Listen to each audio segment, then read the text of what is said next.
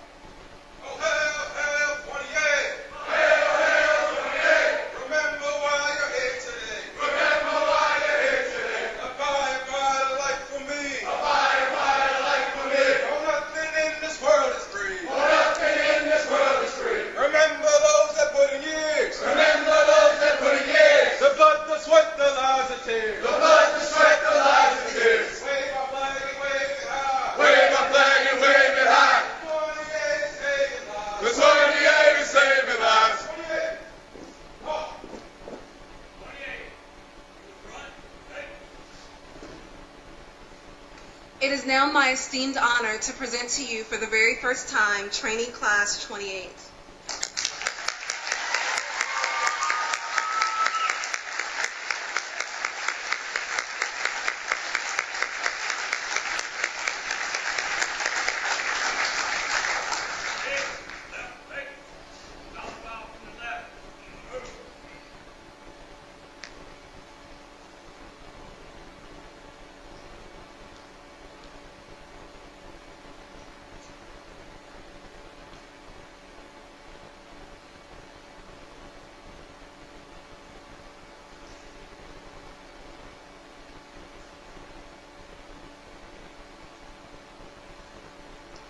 And now I'd like to ask Chief Chaplain Steve Stone to come forward for the invocation, which will be followed by the Fire Brigade Pipes and Drums of Greater Baltimore, the Honor Guard's presentation of the colors, and the National Anthem. Please continue standing to join me as we welcome Chief Chaplain Stone.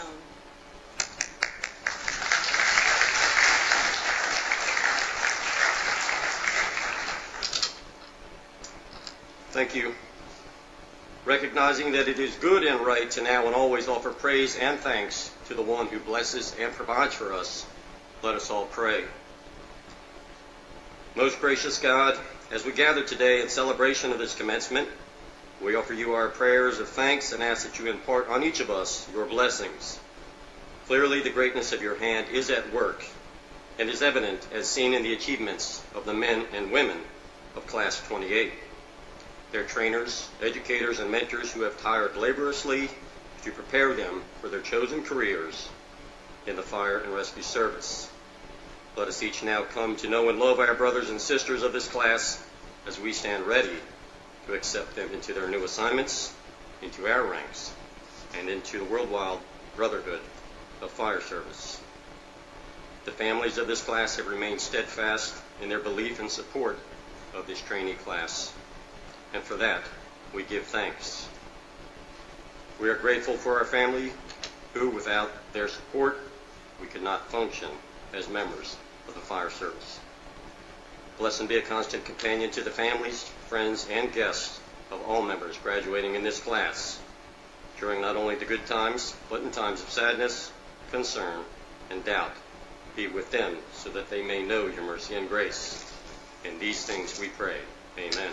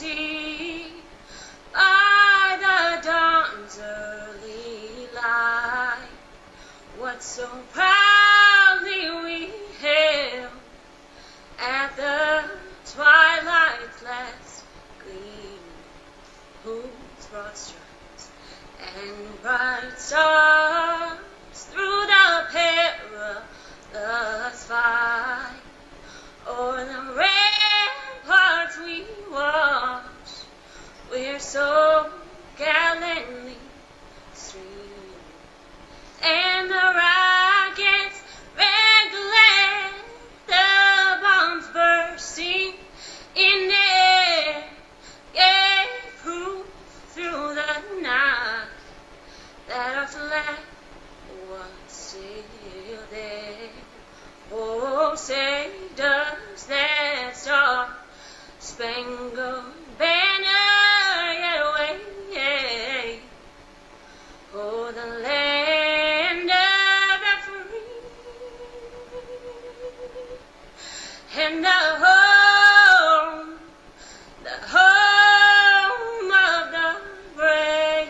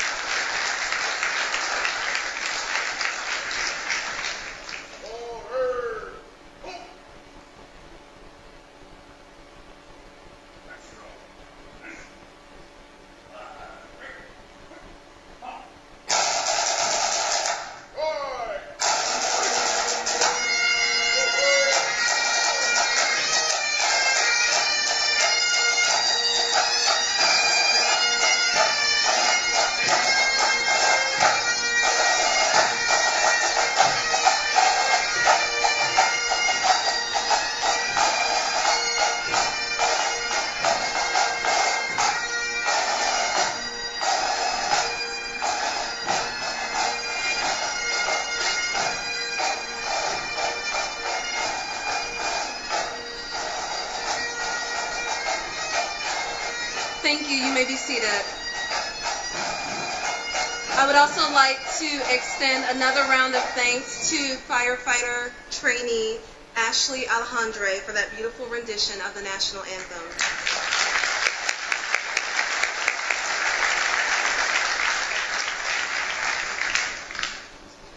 Before we continue with today's commencement ceremonies, I would like to pay tribute and say thank you to those special guests who have joined us today. Would you please hold your applause until all of the names have been called? First, I would like to welcome and thank Dr. Calvin Ball, Howard County Chair, and Courtney Watson, Howard County Vice Chair.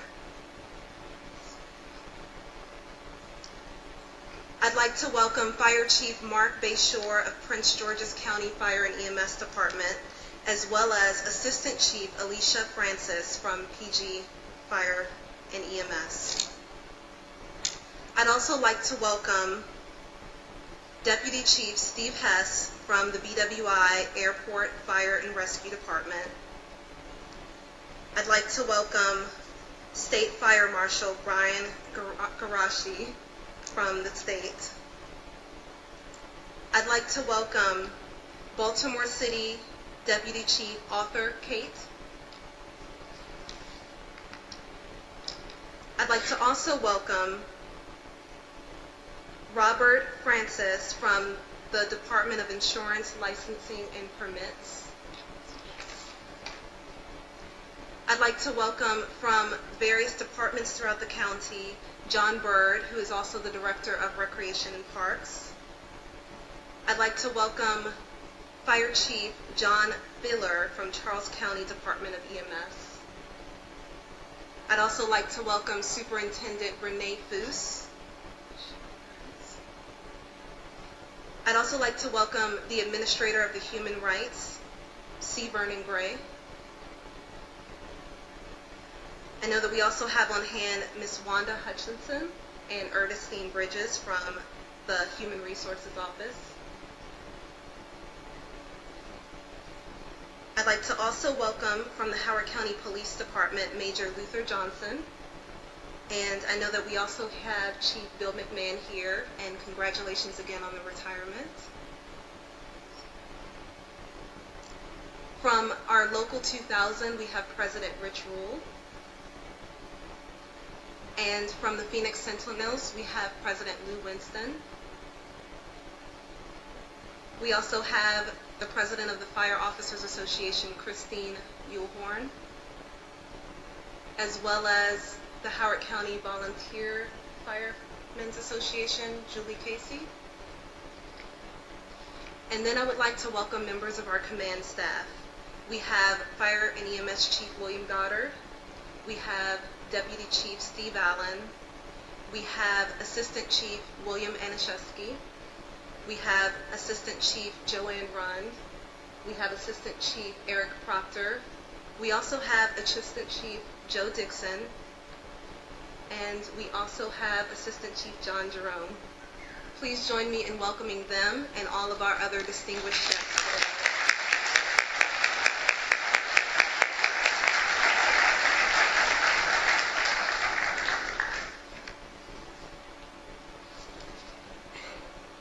Before we go on, I'd like to mention a few housekeeping items.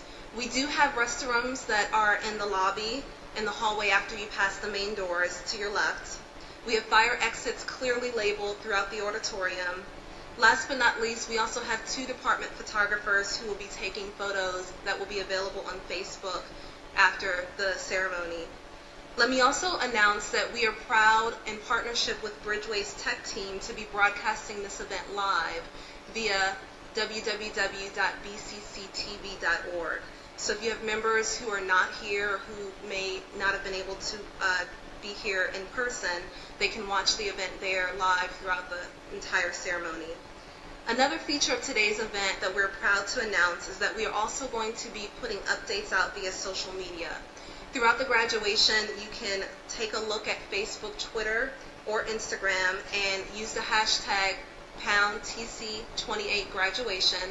You can post pictures, you can comment, you can include your snapshots, and what we'll be doing is broadcasting some of those tweets and some of those comments throughout the ceremony here on the screen. So if you have a graduate that you are especially proud of, feel free to post or tweet, and we'll be sure to include some of those during the ceremony today.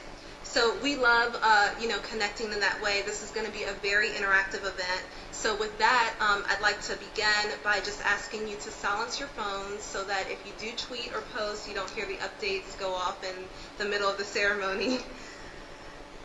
So now that we have all of those things covered, I would like to welcome Howard County Council Chair Dr. Calvin Ball forward for opening remarks. Thank you.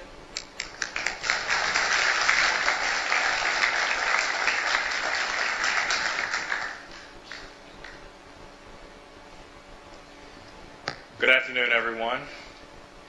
On behalf of our council member, Courtney Watson, and the rest of our council, we would like to welcome you, and we would like to recognize that we greatly appreciate sharing this special day with you. This day, which is not just special because a group of fine men and women have decided to serve in the Department of Fire and Rescue Services for Howard County. It's not just special because some of those folks who have served in our military have decided to continue their service. It's not just special because they have given so much of themselves over the last several months just for an opportunity to give a little more. It's not even so special just because of all of the family and friends who have sacrificed so much, so many long hours of studying and sore muscles and stress and just trying to make it through that next day. It's also special because today they join a family that will endure for the rest of their lives. I know a little something about this.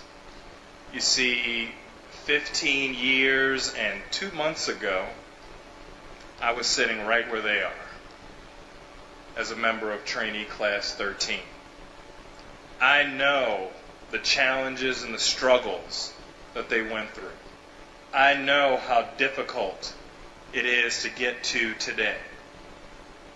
I also know that going through that experience, and my experience with the fire service, helped mold my core of leadership. It helped make it so that even today, when we have certain challenges, and Courtney Watson knows about some of these challenges, I can remain cool under fire.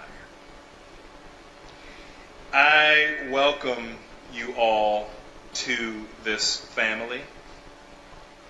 Now, I noticed that coming up soon, recruit Michael Amos will be the class speaker. Now, those years ago, I was the class speaker. So, and I remember one of the people who recommended me to be the class speaker was a trainee who has gone on to be a great captain by the name of Captain Concha. I will be willing to give you stories later on once you're in the field. But I wish you, Trainee Amos, and everyone else in the trainee class 28 the very best. I salute you and I salute your families for getting to this day. And I will leave you with a sentiment that I heard from one of your proud family members when I talked to this person and they said about how I'll be able to recognize them in the audience. They said they'll be the one feeling 10 feet tall today. Congratulations and thank you.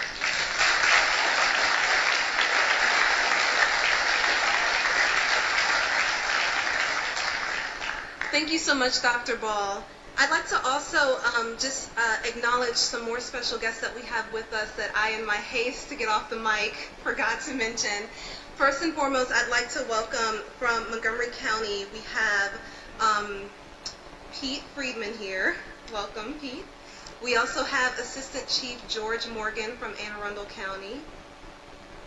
And we also have our Chief of Staff, Julia Lynch, that is here as well. So Julia is in the back. So please join me in welcoming them as well.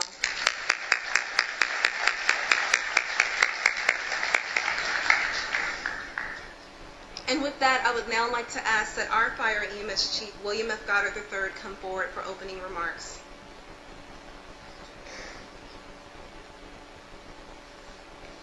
Now, the time that she did not use, she said that I could have. It is certainly indeed an honor for me to be here today as we celebrate the graduation of our firefighter trainees. And while we celebrate this graduation today, we also celebrate the beginning of a career for the newest members of our fire and EMS family. You know, it was over 40 years ago that I too graduated from the Fire Academy, and while I vaguely remember that day, I don't remember anything about what the fire chief said during his remarks. See, I was still recovering from our class party the night before, and quite frankly did not hear anything other than my name when it was called for me to come across the stage. I hope this won't be the case with class 28.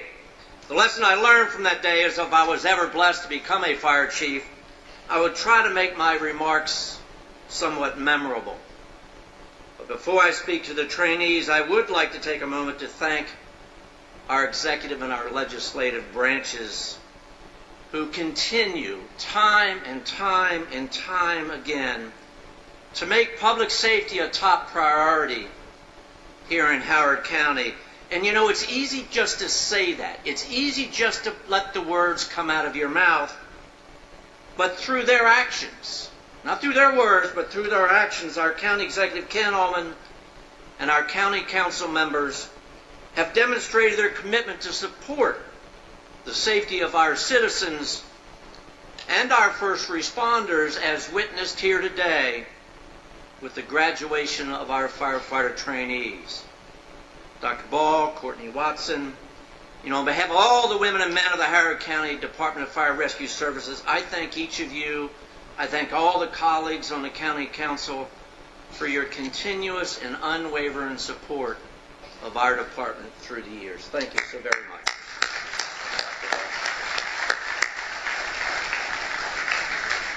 There's also a group here today that we refer to as our unsung heroes, and those are the family members of our graduates. The mothers, fathers, grandmothers, grandfathers, wives, husbands, children, niece, nephews, and other family members, many of which I had an opportunity to speak to before the event today. And I thank each of you. I thank you as well. I thank you for that love and that patience that each of you demonstrated during those long 6 months.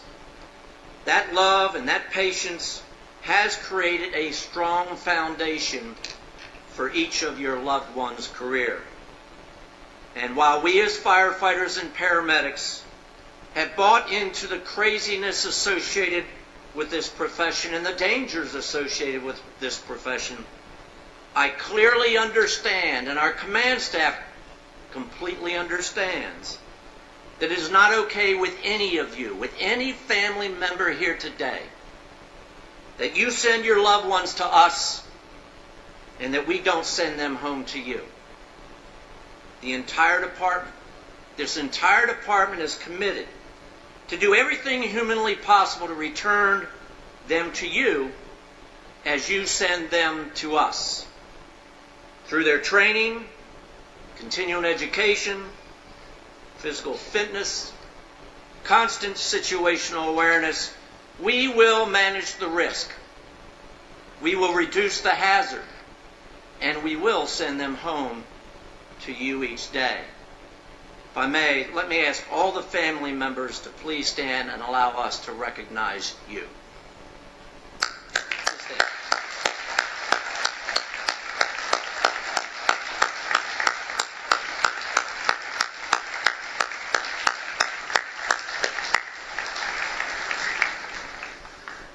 Thank you.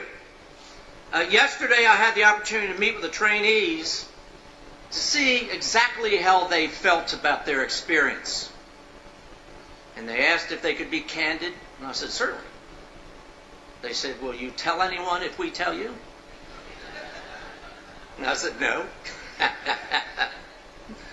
And I must admit that I found their comments very disturbing.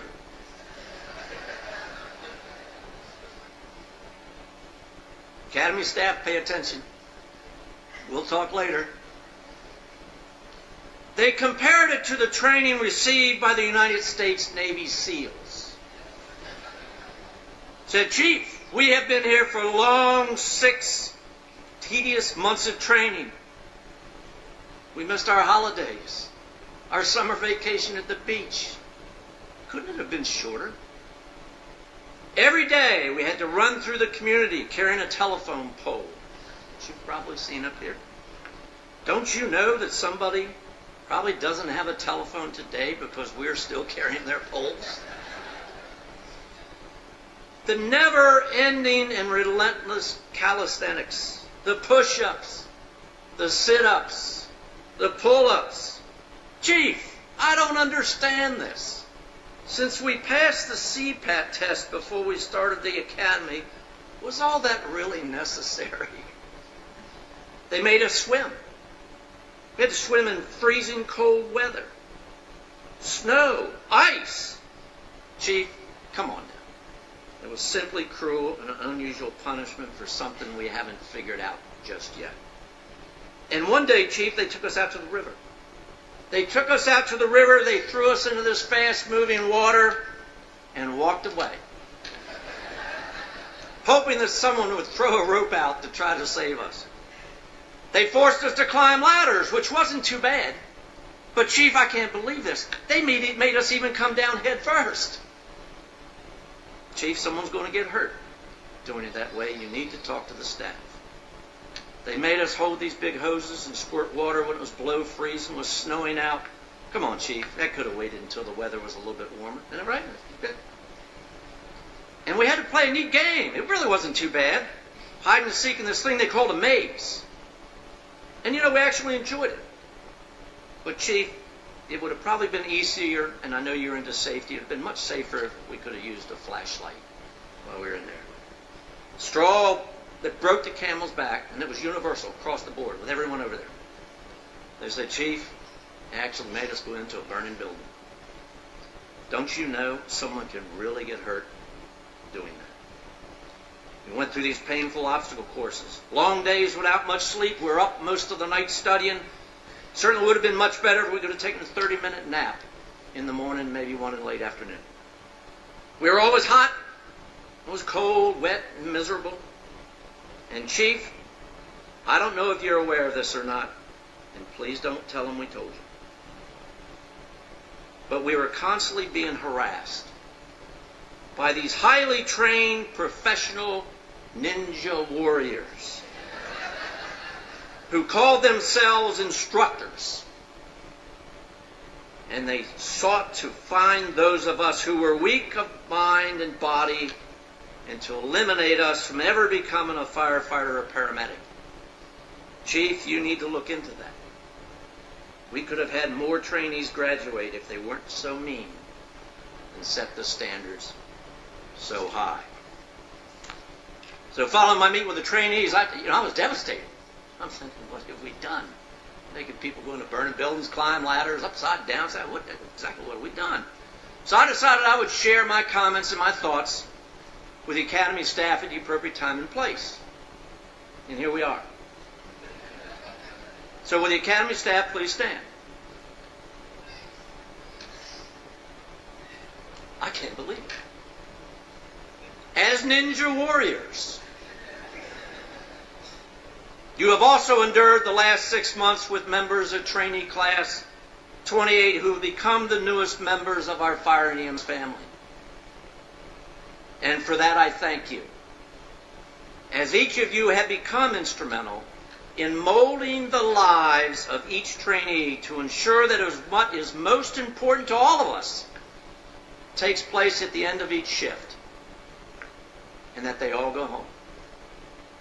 Your dedication to excellence and professionalism has not gone without notice by myself or anyone else in the department. I'm proud of each of you, and I thank you for your contributions to preparing these trainees for the most rewarding profession in the world. Thank you very much.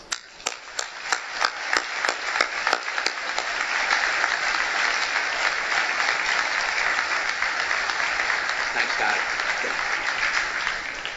Now, before I speak to the trainees, I will speak a little bit about them. A challenge coin. People know what a challenge coin is? Challenge coin.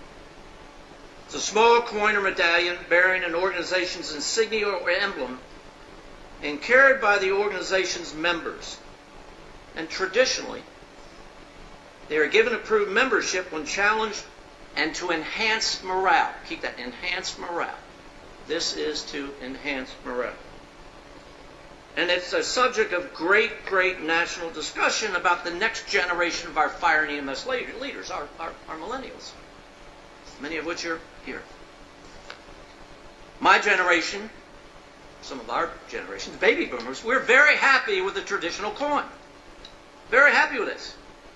However, I knew things were changing during our last graduation when the graduates presented to me the new version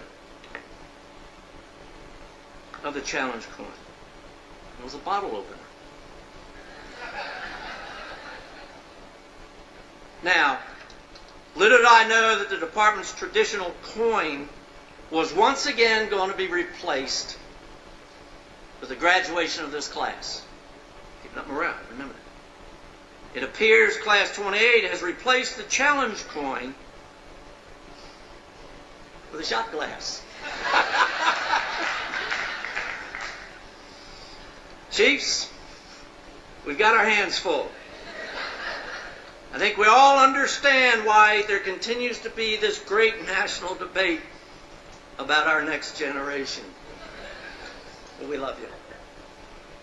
Now to our graduates.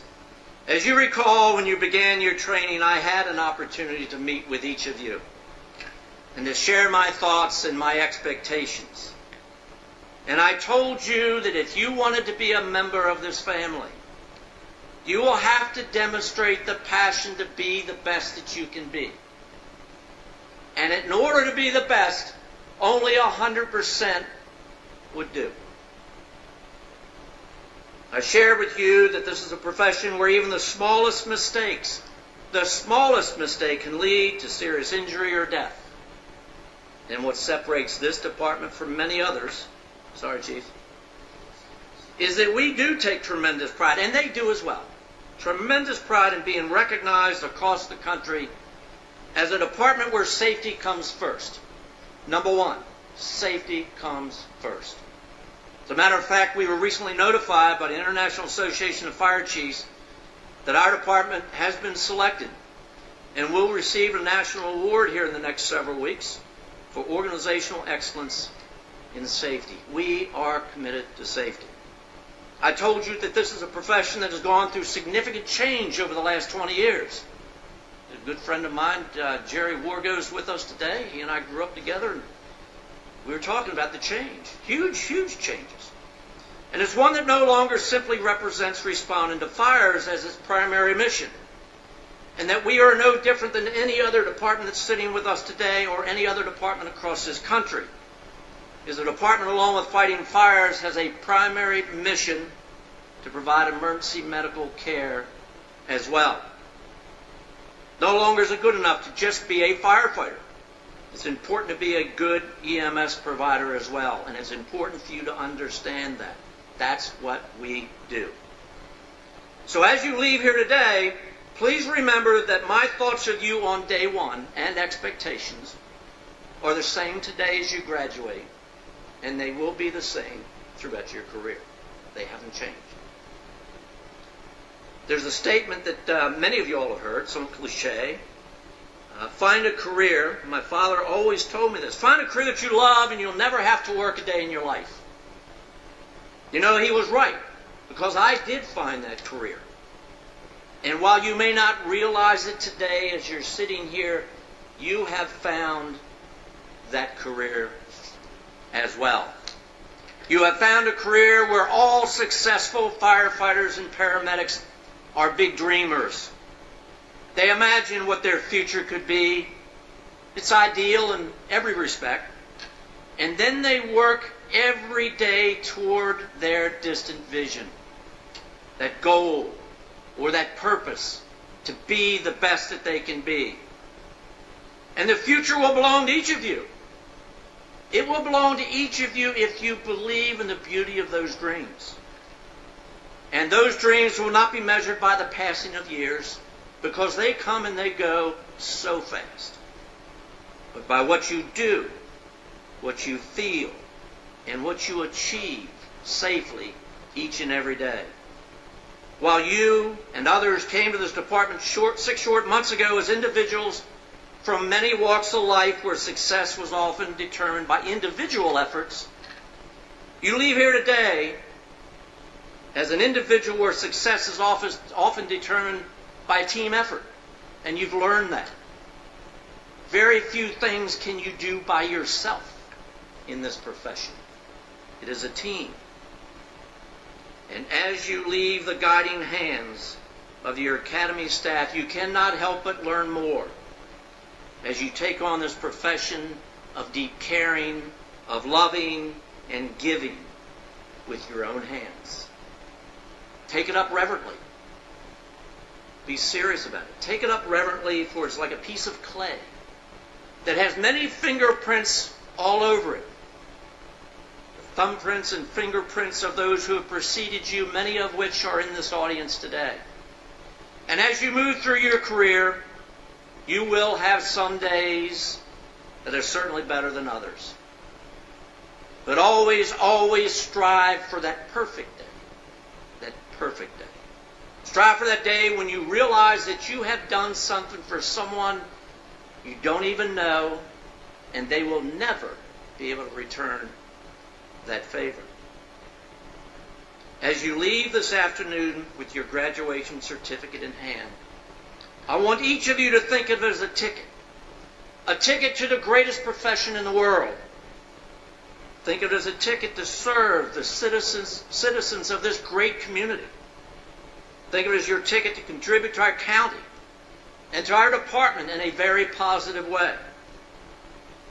Think of it as a ticket to be a first-rate version of yourself, not a second-rate version of somebody else. Albert Einstein once said, "The important thing in life is to never stop questioning." This is also your ticket to ask questions. The more you ask, the more you learn. The more you learn, the more you will understand why. You will leave here today no longer a trainee, as you have worked very hard to be a recruit. As a recruit, do not waste time learning the tricks of the trade. Learn the trade itself. What lies ahead of you pales in comparison to what is now behind you. You have the knowledge in this brain. You can steer that any way you choose. But now you're on your own. And you know what you know, but be aware and be careful of what you do not know. And only you can decide the direction that will go. I am extremely proud of each and every one of you. I cannot begin to tell you how proud I am and many others in this department are of you. You are one of 1,500 people who will be sitting where you're sitting. You worked hard, and you have demonstrated the passion to be the best that you can be. And you are the best that you can be. On behalf of the citizens of Howard County, we congratulate you. We congratulate you for a job well done. And this county and this nation welcomes you to our fire and EMS family. Congratulations to each other.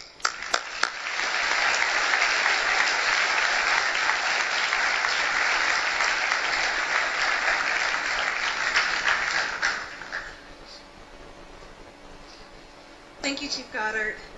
As we continue with today's ceremony, I'd like to invite up the commanders for this class, Deputy Chief Steve Allen, Assistant Chief Eric Proctor, and Battalion Chief Dwayne Abbott. Would you please come forth and join me?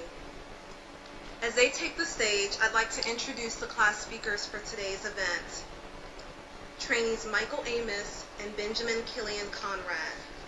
Trainee Michael Amos was born and raised in Baltimore, Maryland, while our second speaker, Trainee Benjamin Killian Conrad, was born all the way on the shores of Okinawa, Japan.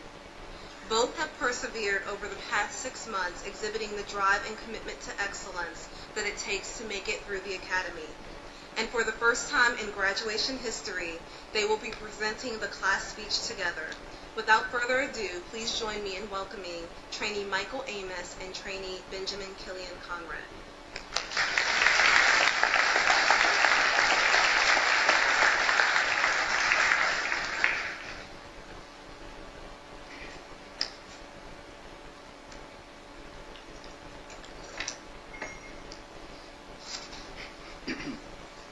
First off, I'd like to start off by saying, sir, there was no class party last night, so we all paid rapt attention to everything you had to say.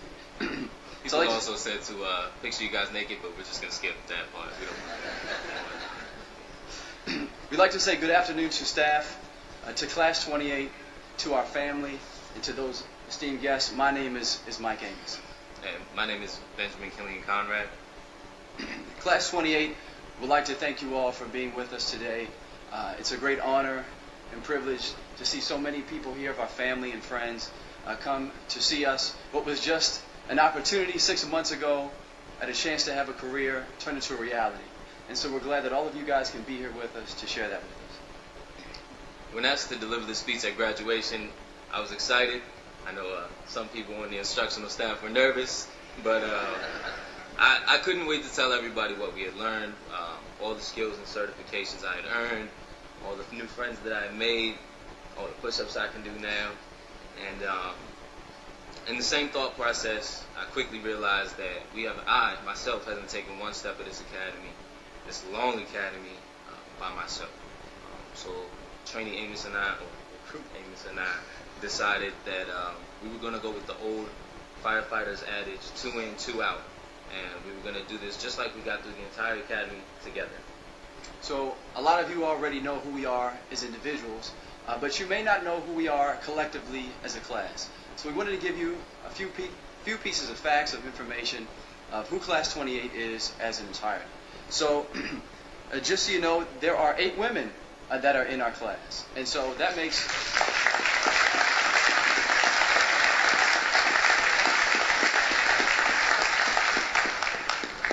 And what makes that so remarkable is that that's the first time that's ever happened in the history of the Howard County Training Academy.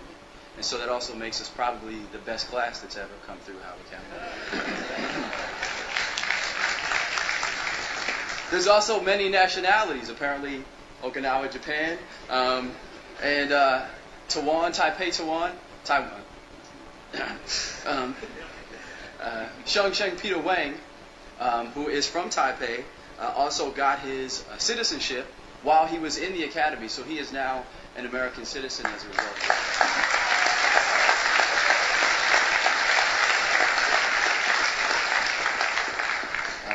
Trainee Ryan Noonan and his wife Ashley had a baby girl while the academy was going on as well. And so that just shows the diversity that Class 28 has.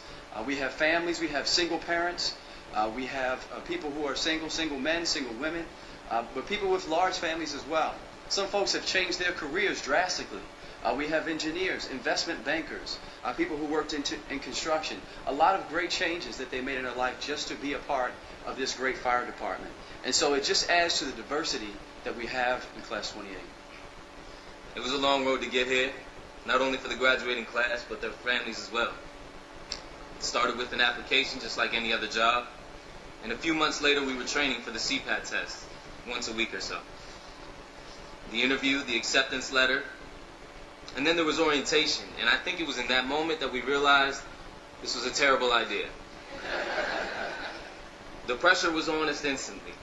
Instructors were yelling at us and we didn't know what to do, so we just yelled at each other. 1 week, 2 weeks, and 3 weeks in, it really didn't seem like anything was going to get better. We had a brief shining moment when we went to Gunpowder, the Army National Guard training facility. It was for a team building exercise, and the course challenged us physically and forced us to work together to accomplish certain goals. It was a turning point. We left with our heads held high and a feeling that we just might get through this as long as we do it together. It's a tough thing to do, taking people from those different walks of life, different dreams and motivations, and make them into fully functioning units. Some of us had no experience as EMTs or firefighters. Some had left other counties knowing and hoping that the grass was greener on the Howard County side. Despite our unique origins and lifestyles, in the eyes of our instructors, we were just simply Class 28.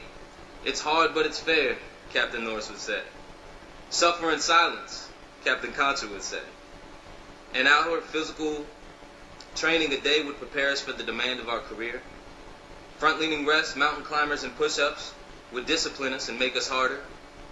Strictly enforced rules would increase our situational awareness and preparedness. Hours of lecture and almost as many sleepless nights studying would give us the knowledge and confidence we needed to succeed. We practiced skills until the steps were so constant that it felt robotic. We started to steam with the staff saw, not just a bunch of dummies, but a bunch of dummies with potential. As graduates, we feel a great sense of accomplishment. It's been months of hard work and months of dedicated training, really just to be a part of a bigger family, the family of the Howard County Fire and Rescue. This has only been the beginning. We have so much to prove to you guys. Those who sit here before us, perhaps you've worked with us, perhaps you've helped train us, perhaps you know who we are as individuals. But all we're asking really for is just an opportunity. Once again, another opportunity to prove to you who we are. We understand that we've got to earn your trust. we understand that we've got to earn our seat at the table, earn our seat at our apparatus. And we want to do that.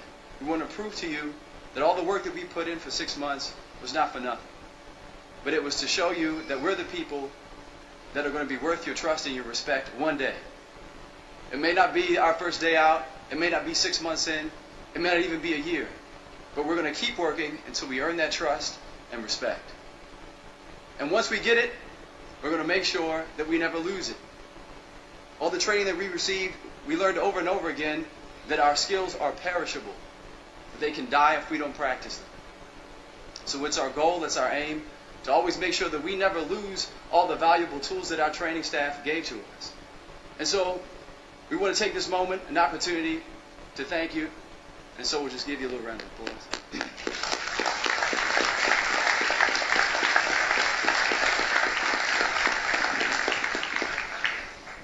And so we'd also like to thank just a few individual instructors. We don't have time to thank everybody, so we're just going to take just a couple that we'd like to thank. We'd like to thank Instructor Manessis. Would you mind standing up just so everybody knows who you are? No, he said stand up. If you get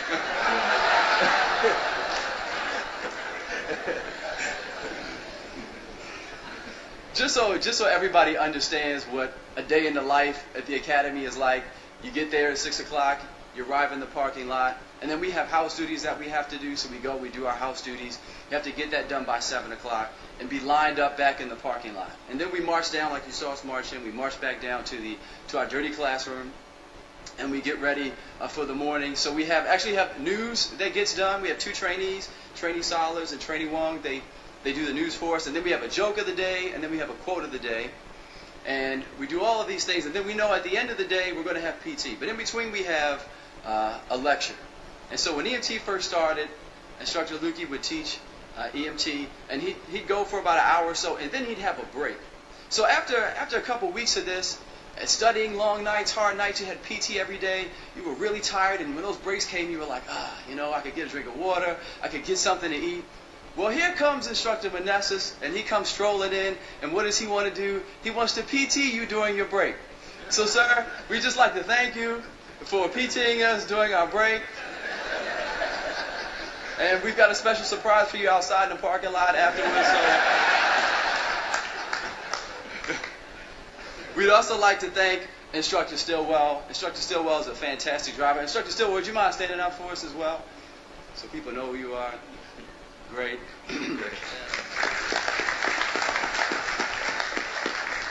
He's a great driver.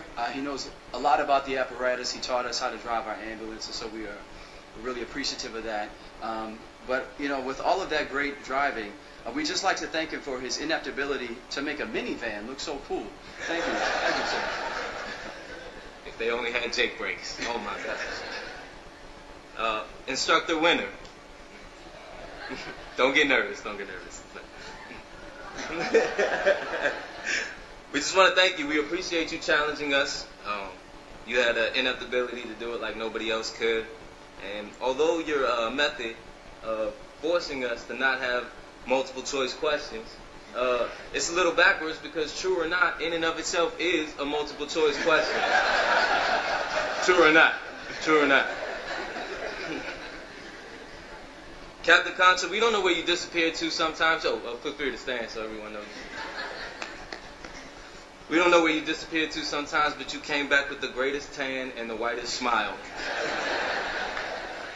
And we as Class 28 took a lot of pride in the fact that it only took 2 hours at the most to wipe that smile off your face. We'd also like to thank Lieutenant Huber. Sir, if you would mind standing up, sir. Thank you very much, sir. Whenever we come in the morning, we've had a long, stressful night of studying. We come in, and we'd see Lieutenant Huber. And so we'd like to thank you, sir, just for your warm and friendly greetings every morning. You're one of the most loving persons that I've ever met, and I just appreciate that. Conrad, would you mind showing us an example of Lieutenant Huber's greeting? Yeah, something like that. Normally it went along with like a friendly, like hello or something. Or shut up. Yeah, probably. So as a class, You know, we spent a lot of time together, and we've gotten to the point now where we can finish each other's... Spaghetti? Nope. No. You weren't gonna say I spaghetti. wasn't going to say that. I was going to say sentences. And so, because we spend so much time together, it's one of the things that the Academy does so well. It takes a group of people who've never met each other, and it turns them into a family. And in any family, the true test of the family is the adversity and the things that it goes through. If it goes through difficult times, it's how that family responds to those times that lets you know what type of family you have. In this class 28, we've been through a lot of adversity together. You can even say we've literally been through the fire together. And as a result of that, it's made our bonds very strong. And just because we're not going to see each other anymore every day like we did for 6 months, some of us are probably happy about that, but it doesn't mean that those bonds have to go away. It doesn't mean that all the relationships that we've built have to die. We have to forget how we supported one another through tough times. Sometimes we would sweat so much because we had a written test the next day. We didn't know how we were going to pass it. Some of us, our family members were going through things, and so we had to support them when they went through that. And so that's how we treated one another. And all of that shows us is that we know each other very well through all of that hard adversity. For instance, Trainee winner. We know that if Trainee winner's having a bad day, it's best just to get out of her way. True or not? Trainee Noonan.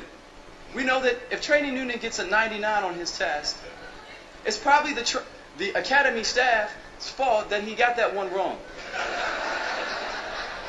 And we also know we're going to hear about that until he dies one day. Then there's Trainee Silas. We all know him very well. What we know about Trainee Silas is that he has a tendency to get a big head.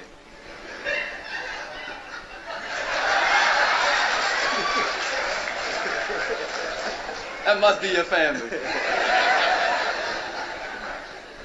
But somehow, that head just continues to get bigger and bigger and bigger and bigger. I better stop because you're probably going to be a chief one day, the way that is. We know that Trainee Tyree is secretly related to Chuck Norris in some way. There's legends about Tyree. You can ask any trainee. It's probably why he's at Station 10. All of this we're just saying is that we care about each other. We know each other very well. So we've got to make sure that we check up on each other, that we look out for each other, because those bonds that we build, they're important, they're once in a lifetime, and we've got to stay together. Before we close, I'd like to take a second to talk about the word hope. By definition, hope is to desire with the expectation of obtainment or to expect with confidence. Man, my classmates will tell you I'm not the brightest bulb in the box, but I can't seem to understand how Webster's dictionary managed to take such a powerful word and make it so bland and boring.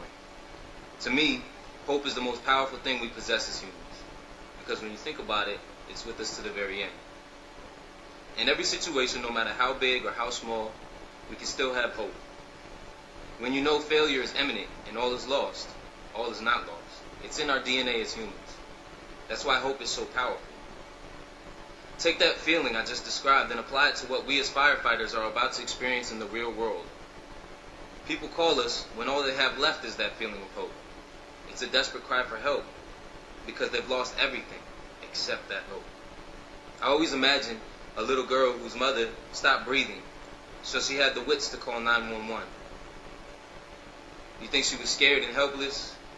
Maybe she thought her mom was dead. We can guess and assume, but I can tell you this, she had hope. Being that help that arrives when no one else is sure what to do next, that's what this is all about. Sometimes it's as simple as reassuring the patient that everything is fine. I challenge everyone in the audience to strive for it. It's fulfilling, knowing that you signed up to make someone else's day better. There's meaning in it. And you don't have to be a firefighter or an EMT. It's yes ma'am, no sir. Let me get the door for you today. It fills a void. There's a text message that's gone viral. You may or may not have seen it. It begins with the typically encountered conversation between a firefighter and a friend. Oh, you're a firefighter? How much do you make? The first person says. The firefighter responds and says, I make holding your hand seem like the biggest thing in the world when I'm cutting you out of the car. I can make 5 minutes seem like a lifetime when I go into a burning house to save your family. I make those annoying sirens seem like angels when you need them. I can make your children breathe when they stop. I can help you survive a heart attack. I can make myself get out of bed at 3 a.m. to risk my life to save people I have never met. Today I might make an ultimate sacrifice to save your life. I make a difference. What do you make?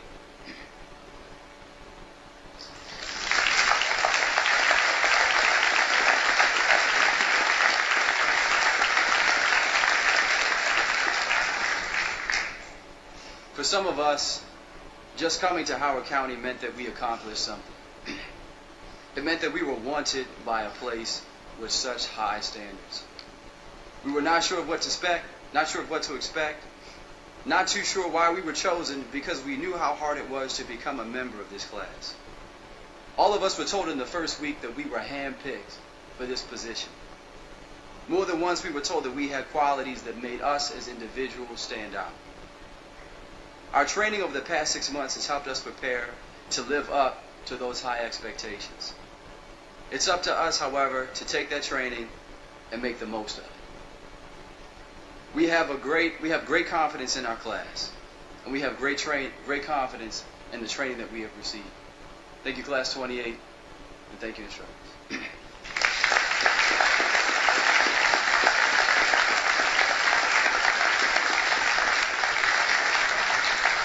We'd like to thank you all again for letting us speak today. And as a final thank you to our Academy staff, I'd like to call on firefighter recruits Tran, Frazier, and Noonan to help present the class gift.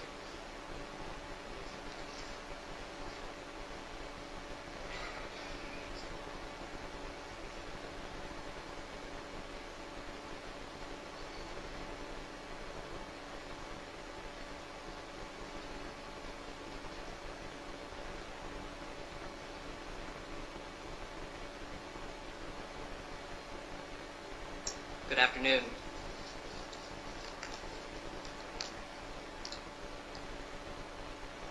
Chief Goddard, Chief Proctor, Chief Abbott, and to the rest of our Academy instructors and staff. On behalf of the graduates of Trainee Class 28, we would like to present to you this plaque as a token of our appreciation for all your hard work. The plaque bears the names of all 26 trainees, along with the inscription that reads, it's quite heavy.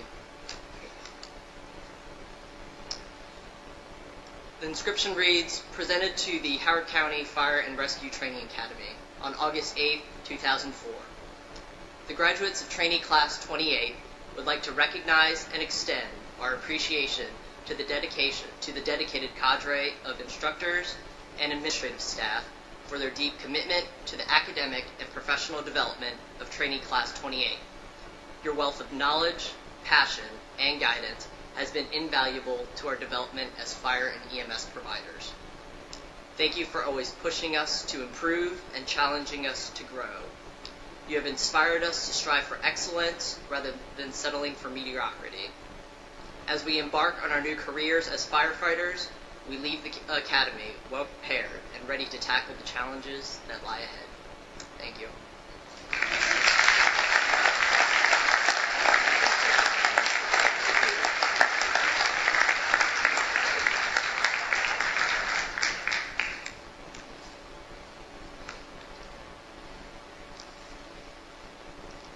Thank you so much, trainees Amos, Conrad, and the rest of the trainees. I love the story that you shared about how much a firefighter makes, and I know that each of you will make a tremendous difference going forward, so thank you once again. Before I turn the ceremony over for the pinning and certificates, we would like to share the video presentation for Trainee Class 28 in order to give you a glimpse of what they learned during the Academy. This video highlights the hard work, perseverance, and commitment it took for these men and women to complete the Academy. Before they cross the stage today to go from trainee to recruit, here's a glimpse of all the blood, sweat, and tears that they endured during their 6 months at the Academy.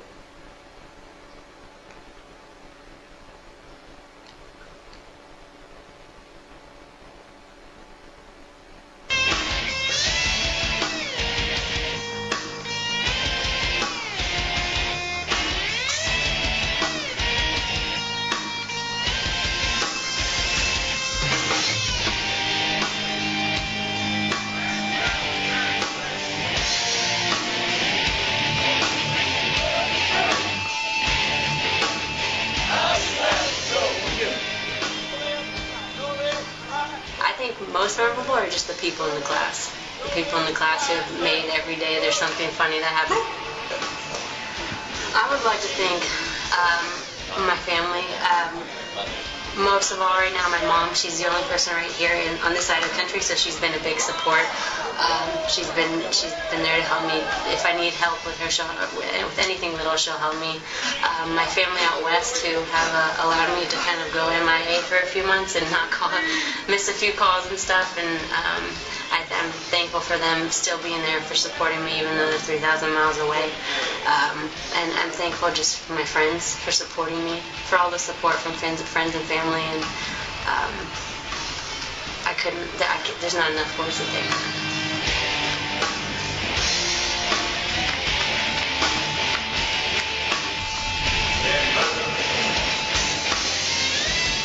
You know how important it is to be out there saving lives, so I always wanted to be a firefighter. First of all, I would love to thank my God, because without him it wouldn't have been possible. I love to thank my wife.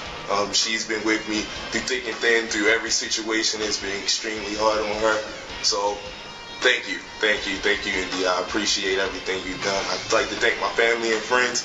They've been there for me the whole time. I'd like to thank the instructors. They will push me to my limits. They push me as far as I can go, and I know in them pushing me, it made me a better person. So I'd like to thank all the instructors. All of them played a positive role in the maturation of me as a firefighter. How much they enjoy working here and the great atmosphere that Howard County has, and so that made me want to come and get involved in the fire department here. I definitely would like to say thanks to the Academy staff, and to my friends and my family, Class 28, but my wife most especially, because she gets up with me every morning. She makes my lunch, she makes my breakfast, she does so much for me, she irons my clothes. So I'd like to send a special thank you to her and everything that she's done. I think the Academy's definitely changed me. I've learned a lot of new things, a lot of things about myself, become more humble, definitely. I'd like to thank my parents for supporting me and my friends for understanding why I haven't been around. I'd also like to thank my roommate for keeping me sane, cooking dinner, helping with laundry when he can. Also my classmates and the instructors for pushing me through and challenging me every day. Holy cow! The most challenging part of the Academy for me was becoming class leader the first week of the Academy. I'd like to thank my parents. My mom's been very helpful throughout this entire process. My dad got me interested in the fire department, motivates me to succeed. I want to thank the instructional staff for their insight, their knowledge, for keeping me humble. And I want to thank all of Class 28. It's just been a great experience with a lot of great people, and it's definitely been a lot of fun.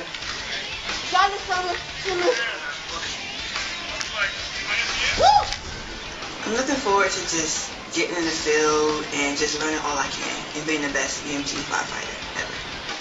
First, I just want to thank God for just getting me through the process and being with me throughout this whole process. I want to thank my parents and my family and friends for supporting me and just loving me throughout the whole process. And finally, the instructional staff, which is so amazing and so passionate with all they do. The Academy did change me, probably mentally, just keeping me on a more disciplined regimen. Yes, I'd like to say thank you to my parents and my family, my brother. They definitely have been supportive. Every night that I go home, they'll just call me or say thank you. I also would like to thank the Trainee Academy staff. They've been here and definitely shown their wisdom through to me.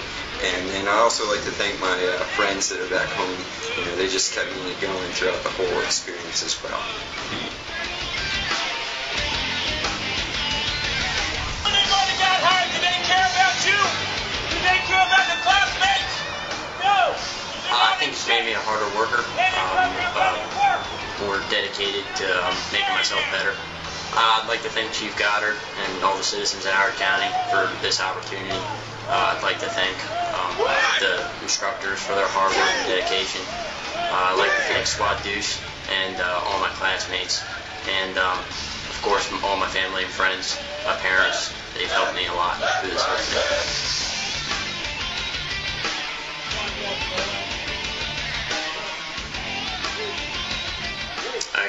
Howard County Fire Rescue because the reputation preceded itself. It's known nationwide for forward thinking and high caliber of personnel, and that's what I want to be. I got to thank my friends and family from back home to here, Howard County, Charles County, and all the new friends and coworkers that I have in the academy, especially the instructors. I think that they want to be our friends, but they necessarily can't be our friends. So I have to shout out to them for kind of backing us up and teaching us the right way to do things. Also got to thank the Deuce. It's a great group of guys to go through fire with. Kind of saved me a few times, and I look forward to working with everybody in the future.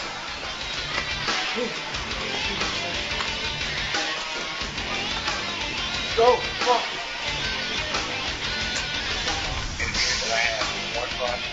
So attention to detail is definitely something I've learned throughout here.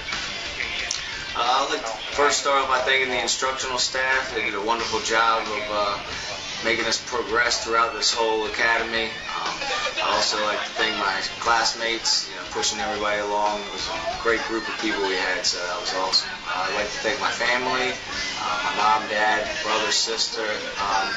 Also like to thank the Fernandez family, the Strumps, Jerry Wargo for getting me interested in the fire department, and my girlfriend especially, for helping me through this whole thing, helping me ironing, shining boots, making sure I'm on top of everything, laundry, so she had to put up with a lot, so a special thanks to her. What brought me to Howard County, I'd probably say, would be the events of 9/11. Both my parents were victims of 9/11, and that really impacted me wanting to be a firefighter. So, personally, I'd like to thank all the academy staff, Captain Concha, Captain Norris, really pushing me, making me do my best, and always being on top of me. I'd also like to thank my mother. She's been going through a lot, from battling her diseases and stuff, and also helping me out tremendously. It's been a lot of help, and it's got me through some of the hardest things, or point in my life is getting this position and opportunity. They definitely got me there.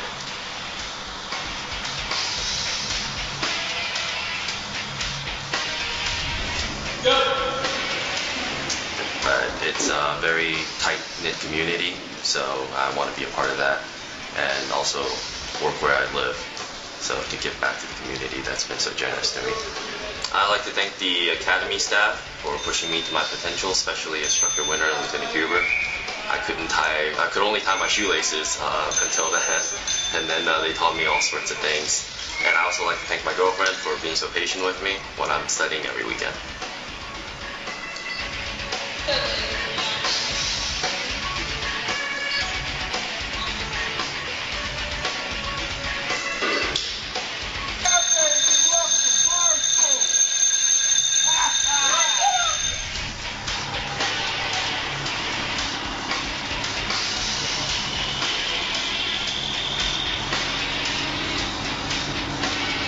I learned so many things about myself that I don't think I would have got in any other career, and I'm blessed.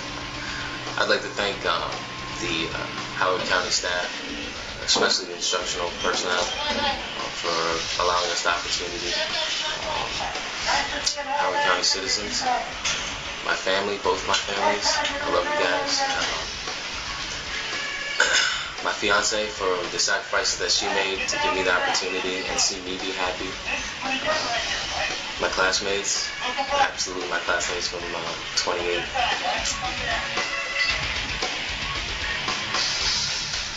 What I'm looking forward to the most after graduation is just going in the field, serving the citizens of Howard County.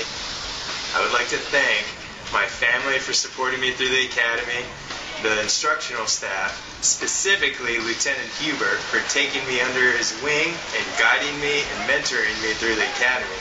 And finally, I would like to thank my classmates, because they're awesome. I believe that the Academy's definitely matured me and made me realize that what is important in life and what is not necessarily as important in life. I really want to thank my family and friends, because without them as a single parent, this academy experience would not have been possible for me. So my mom and dad and a couple of my very close friends have really gotten me through this experience. Have been on call for me and been available to come pick me up or come pick my daughter up, even when I asked them at the last second on the way home because we got out a little bit late. So that has really, really been a huge help for me. On top of that, I really want to thank the Academy staff and the other members of my class because they've also worked with me. And some areas I'm stronger than in others, and the staff has really worked with me to strengthen those weaknesses.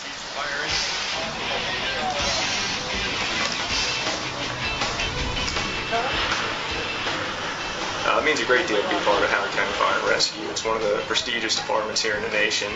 I'd like to thank my wife. She's very supportive of this decision to go through the academy again. It's not something that is definitely easy for her. She was pregnant when I started the academy, and we just had our second kid.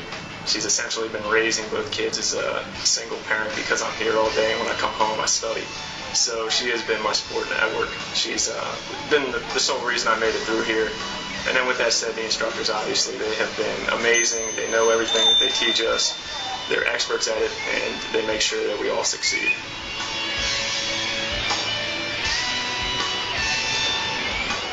It's tough to say. There's been a lot of great moments every day, both by the instructional staff and the classmates and stuff have been just great. Come together as a family, and just every day there's something to take away. So. I'd like to thank the instructional staff for guiding us, mentoring us, giving a good solid foundation for our hopefully long careers. I want to thank all my classmates for just being there for us and helping pull each other through. I want to thank my family back home in California. I miss them very much, and it's been great having their support both before I came out here and all the time throughout.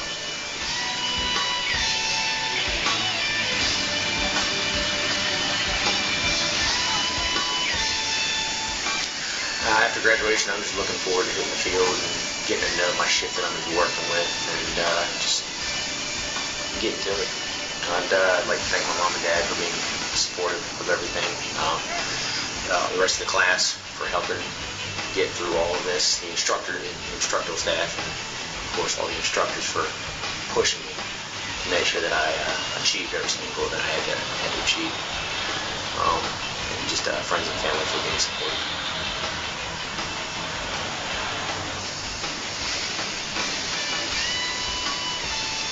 I think graduation means that it's a chance for me to actually put all these skills to use and see how it really works out in the real world. I have to say that my fellow classmates have been fabulous, and I want to thank them. My squad during fire was absolutely hysterical, and they definitely made fire that much more fun.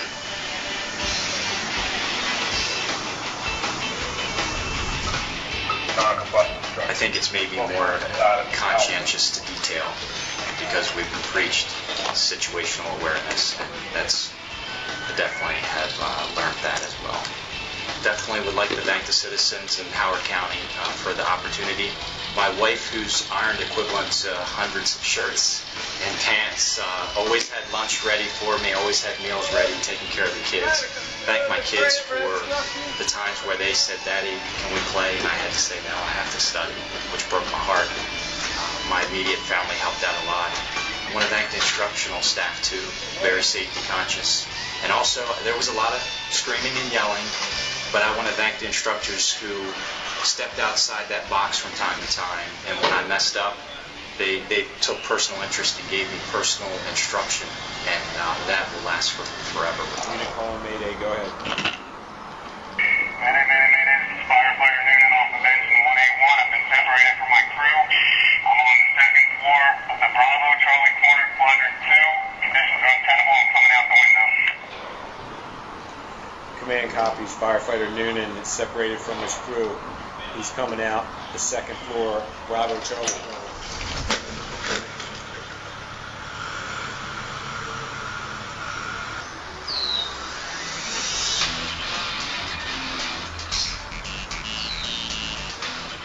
I'm looking forward to, after graduation, just getting out there and learning the stations and learning my job even better and continuing my training. I'd like to thank, first of all, the instructional staff and my classmates. I'd also like to thank my family and friends. They helped me out a lot. But more importantly, my parents, my mom, dad, step parents, for never giving up on me. My sisters, who always looked up to me as a hero, even when I didn't feel like one. My beautiful wife, who always saw the best in me, even when I couldn't see it. And most importantly, my two kids, Lincoln and Lawson, who have been my biggest support and biggest inspiration during this entire academy.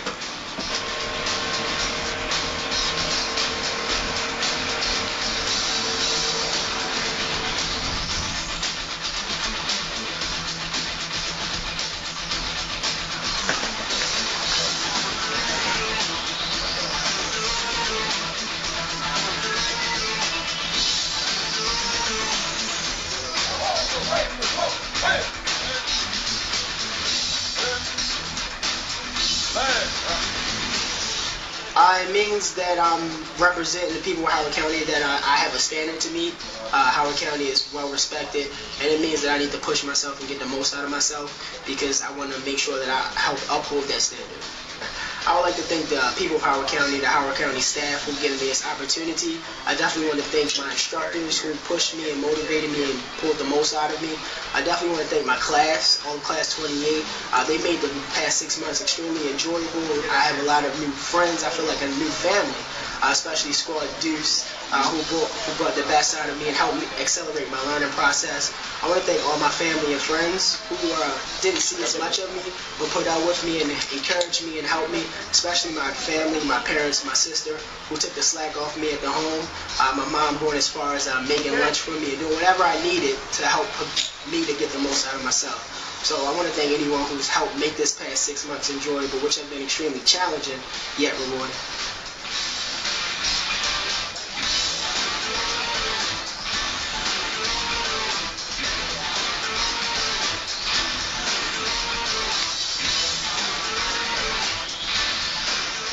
Learning to work together as a group and learning, what we are each good at and what we're each not good at. So it's just learning to commingle and spending all these hours together with studying and evolutions and everything. So that's probably the most challenging was, just getting to know each other and being able to work together as one. I definitely want to thank my friends and my family for always believing in me and for their support during my time here at the academy. I would also like to thank the instructors for instilling all of us with the knowledge, discipline, and skills that we're going to need to have successful careers here at the fire service. Lastly, I'd like to extend my appreciation to Captain Norris and Instructor Wenner for being for their mentorship and as well as for pushing me to my full potential. All teams, stop! What's up?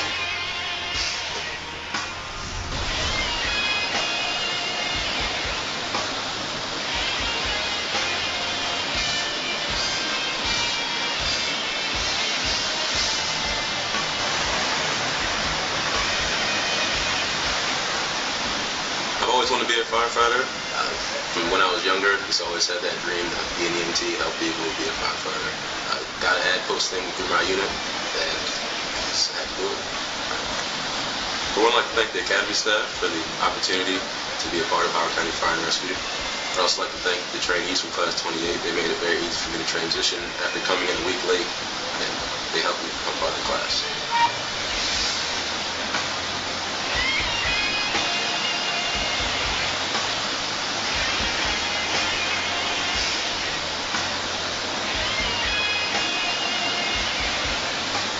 More confidence.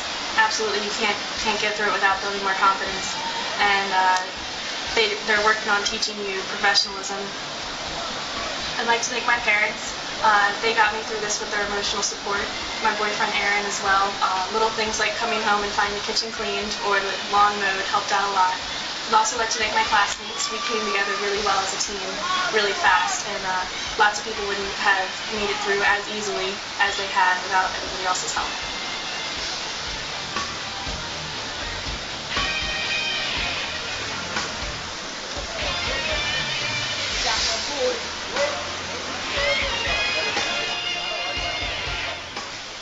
long history of fire department personnel in my family, so Howard has brought me closer to my big family, I guess you could say.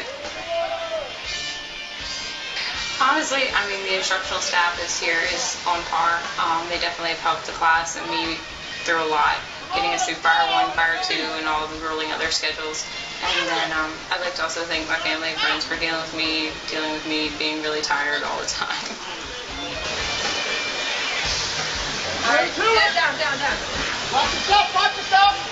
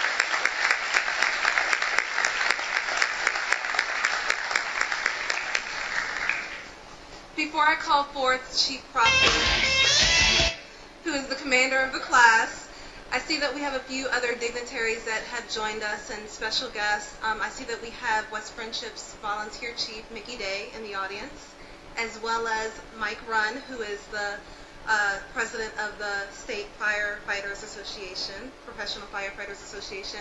I also see that we have Chief Information Officer Steve Wilson, and we also have Deputy Director of our Office of Emergency Management, Tom McNeil. So please join me in welcoming them as well.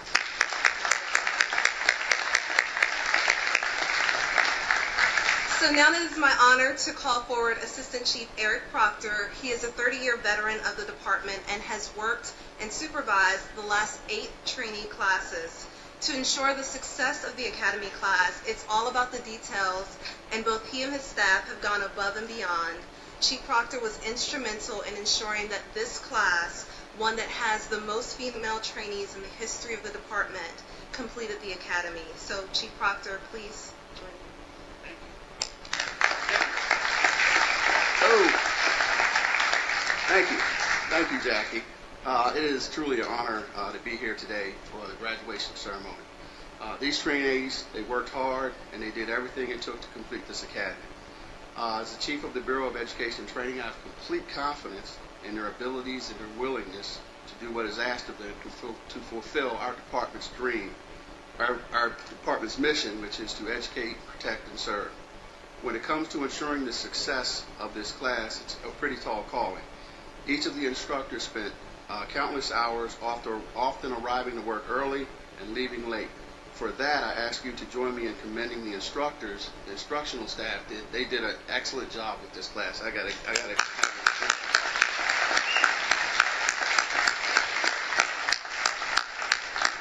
I'd also like to express my gratitude to the family and friends. As evidenced in the video, they all thank their family and friends for the support that they got. That it's truly you. We're here for you as well as them, getting them to this, what I refer to as the promised land. Family and friends of the instructors, the wives, significant others, we can't forget them. They give us the ability to come in and work hard to have this finished product over here. We also want to thank our regional partners. We all help each other get to, with training. I'd like to thank Baltimore County, Anne Arundel County, BWI Airport, Prince George's County. They all helped us essentially get this class out, and we help one another with training. And finally, to the class. We started out with 31 trainees, and not everyone made it. To those of you who did, job well done. This was a journey filled with challenges and obstacles that test the character and resolve of an individual. There's those of you that went above and beyond to excel, those of you who pushed yourself past your limits, those today that realize a dream that they've had since youth. To each of you, I commend you on this accomplishment. Congratulations.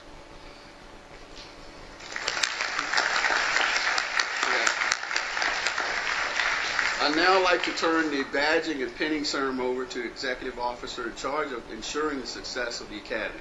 Battalion Chief Dwayne Abbott is a 24-year veteran of the fire service and a highly respected member of the department. Although this is his first assignment as the Executive Officer of Academy class, his commitment to excellence and knowledge of department is exemplary. I commend him for his role in overseeing this year's class. Please join me in welcoming him to the podium. He's back.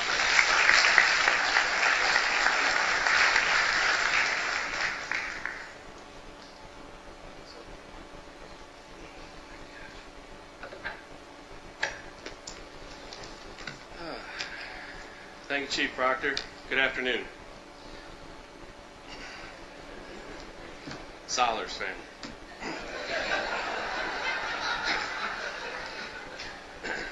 It is my honor to be here for today's graduation ceremony. I have the utmost faith that each of these recruits will go on to serve the department admirably. These trainees worked hard and did everything it took to complete this academy. As executive officer for this class, I have complete confidence in their abilities. I speak for each of the class instructors when I say that we are proud of the work that you have put in and look forward to have you join us as members of the department. We're about to begin the badging and pinning ceremony for the trainees.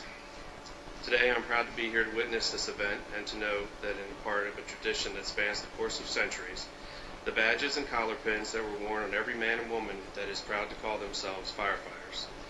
The firefighter badge is something to be worn with pride. This badge is our symbol of protection. By accepting this badge in the style of the Maltese Cross, it means that you are willing to lay down your life for your fellow firefighters, just as the Knights of St. John did so many years ago. During the battle against the group known as the Saracens, the Knights encountered a new form of weaponry, naphtha, a flammable liquid that was rained down upon the Knights. Many of the knights sacrificed their own lives to save their brethren. Many years later, these knights resided on the island of Malta. The shield of these brave knights has been incorporated in the fire department's badge in the form of the Maltese Cross. The presentation of this badge means that you will perform your duties with honor, bravery, and courage. And with that, we will now begin the pinning and badging. I would now ask the instructors to enter the stage. In order to expedite this process, I would also ask that the family members begin to line up. You can go to the corner right over here by Miss Bev and Miss Denise. We are going to start with A through K, so if family members would like to go ahead and rise and go to that corner there, they'll get you lined up properly. When your trainee's name is called, you will come forward and pin and badge your actually recruit, then exit through the back of the stage to this my right, your left. Let me also emphasize that we do have 2 official department photographers that will take the photos. These photos will be available on our Facebook page for download. This way we can keep the flow moving relatively seamlessly.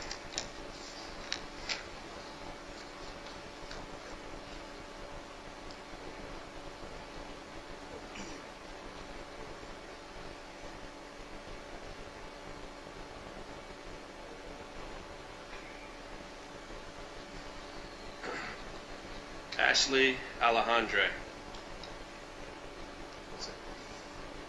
Oh, yeah, let's give him just a minute.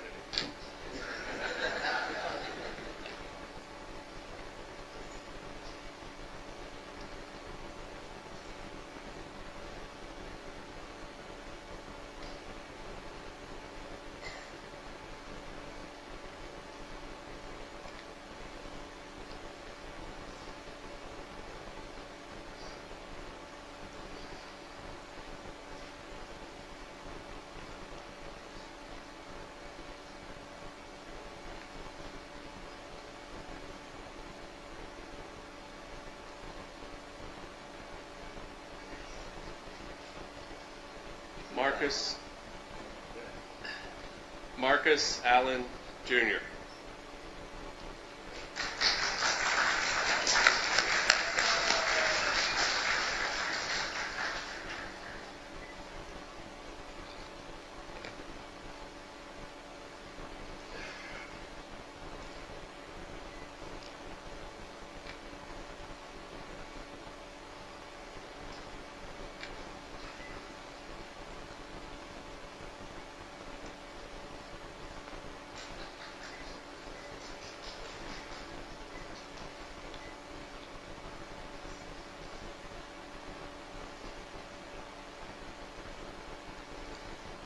Mike Amos.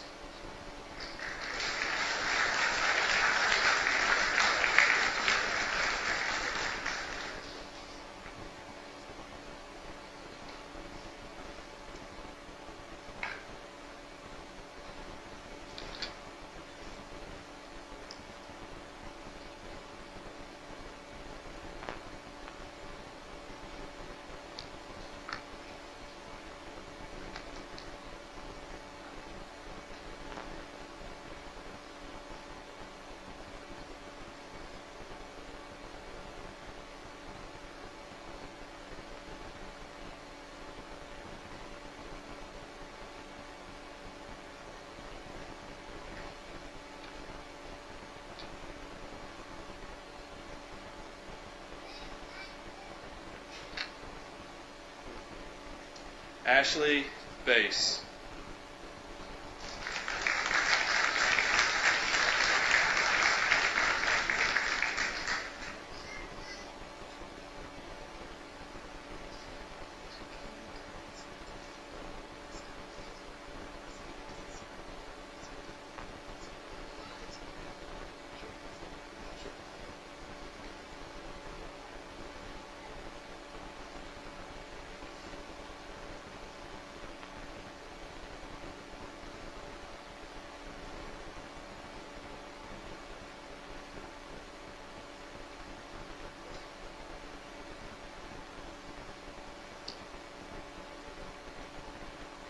before we go any further, Miss Robin, could you send the family members down to the front?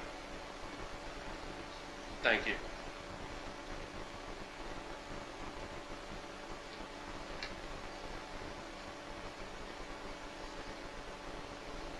Jessica Breisch.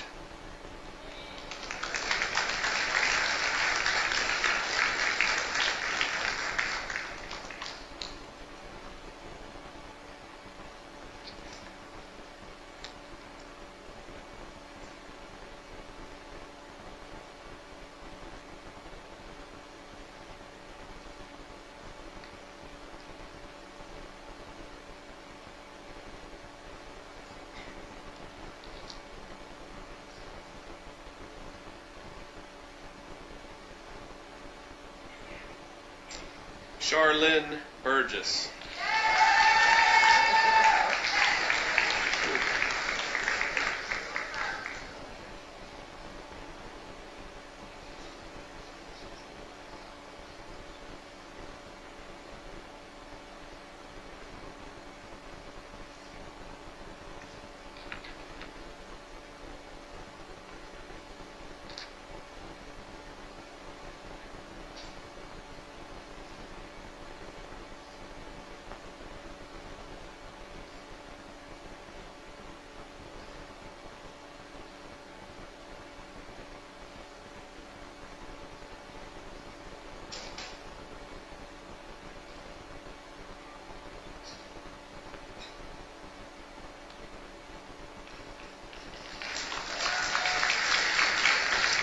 Daniel DiVirgilio.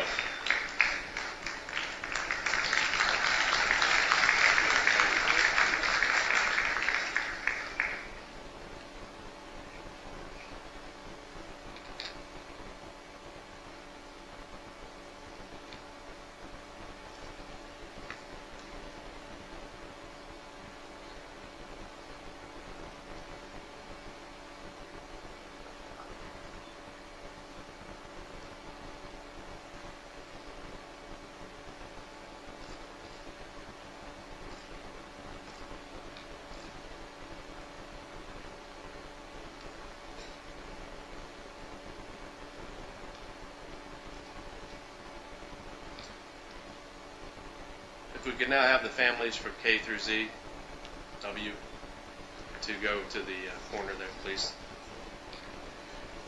Jordan Barley.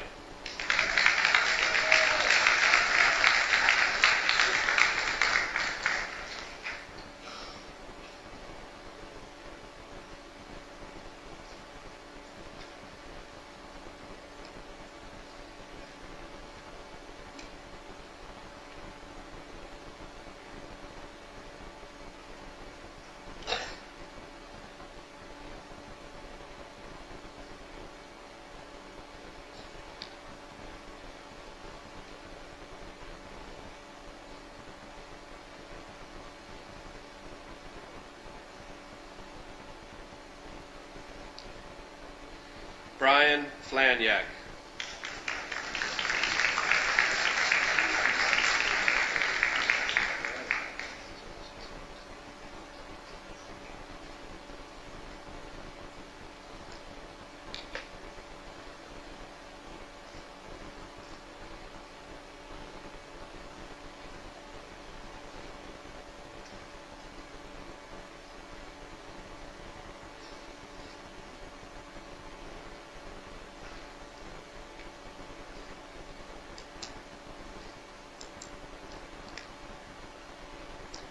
Jeffers Frazier.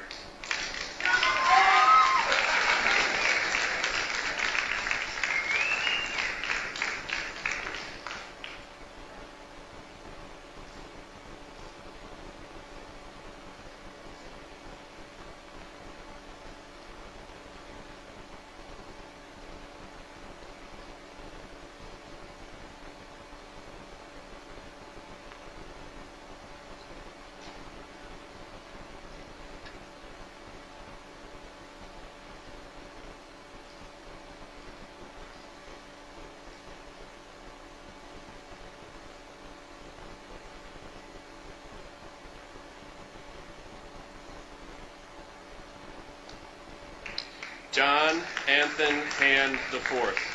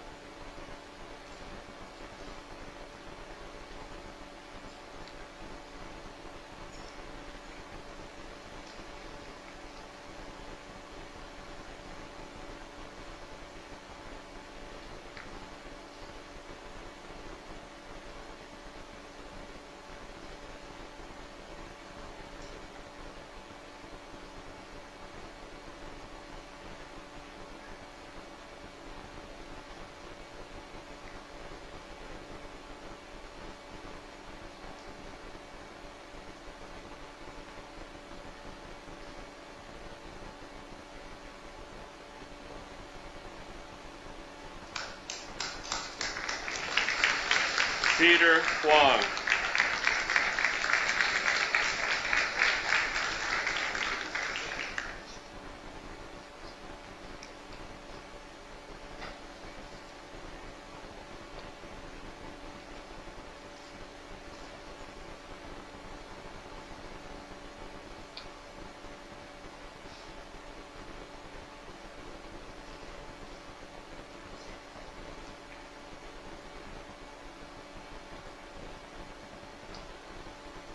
Ben Killian Conrad.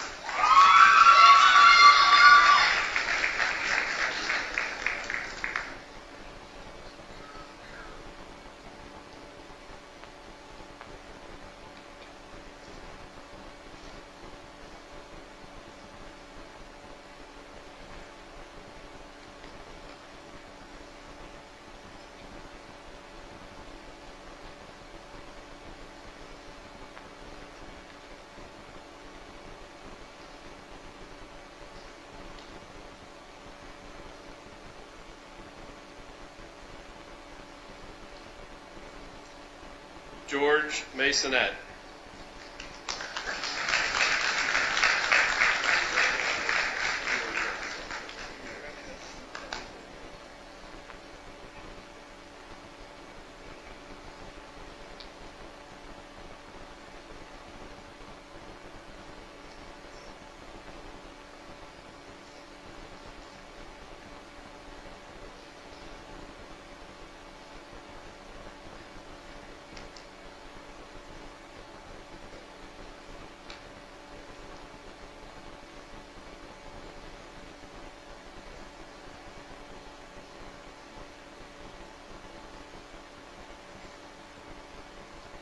Christy McGee.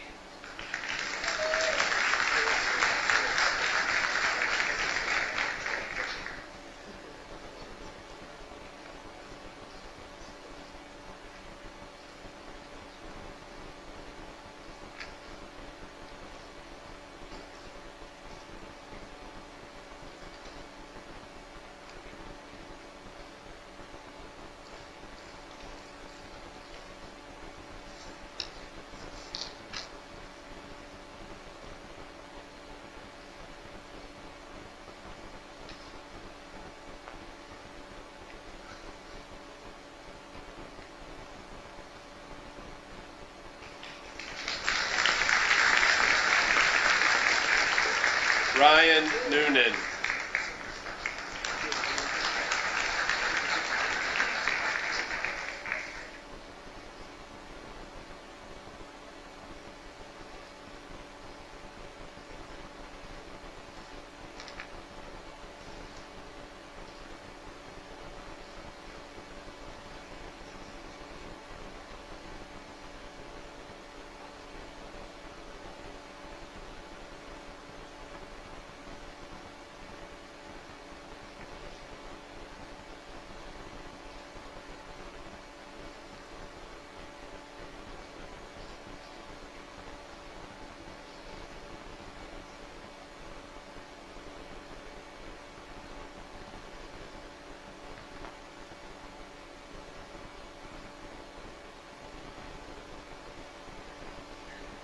Christian Nicholson.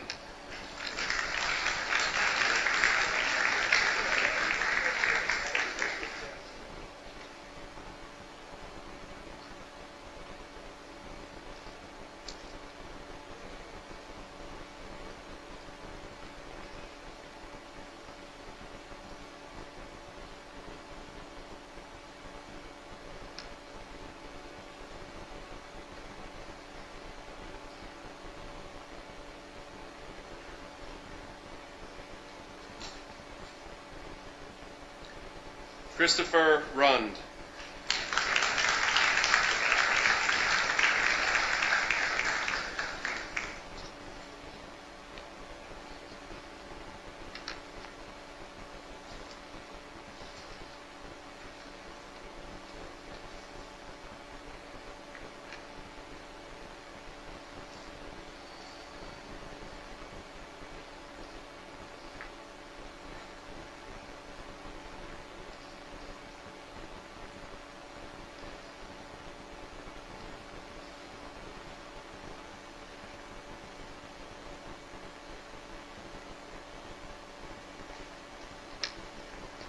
Meg Simmers.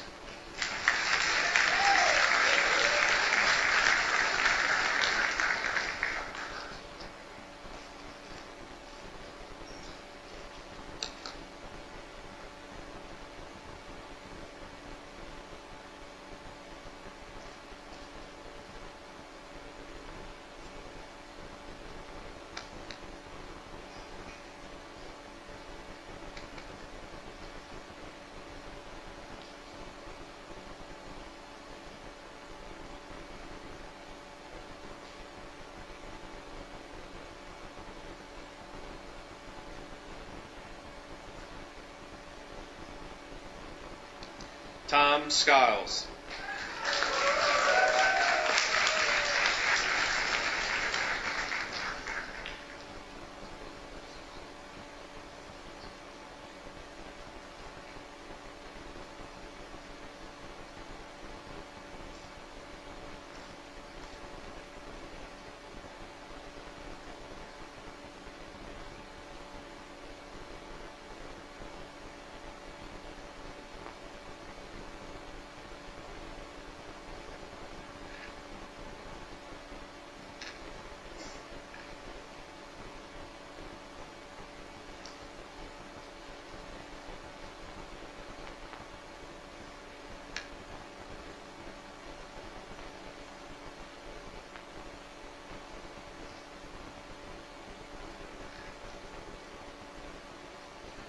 Tyler Smith.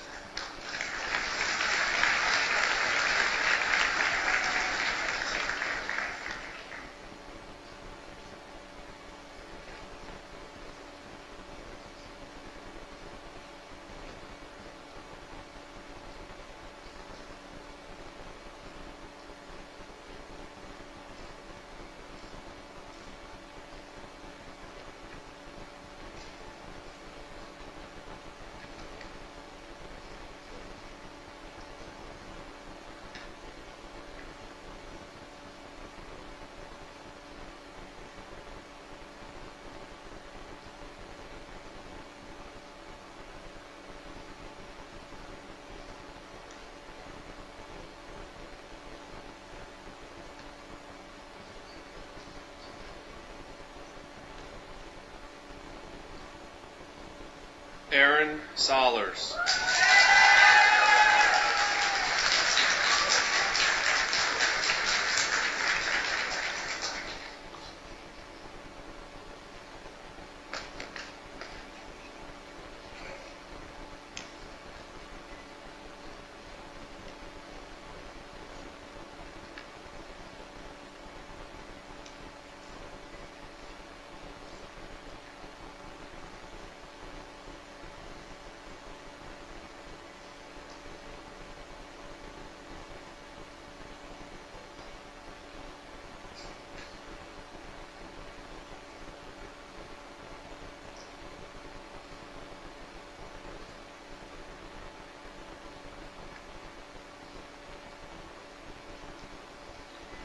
John Tran.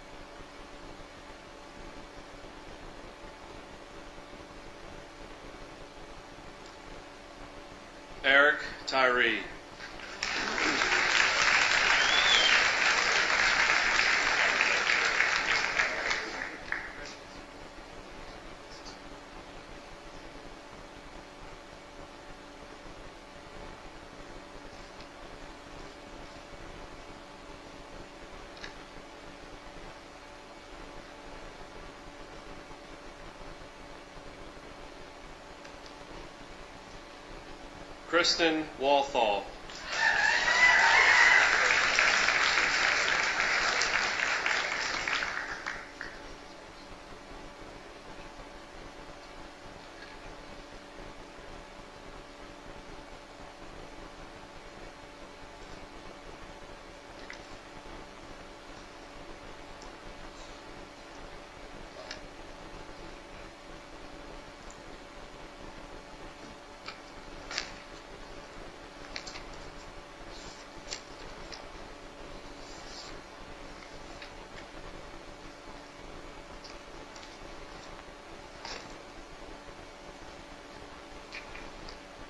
Caitlin Wenner.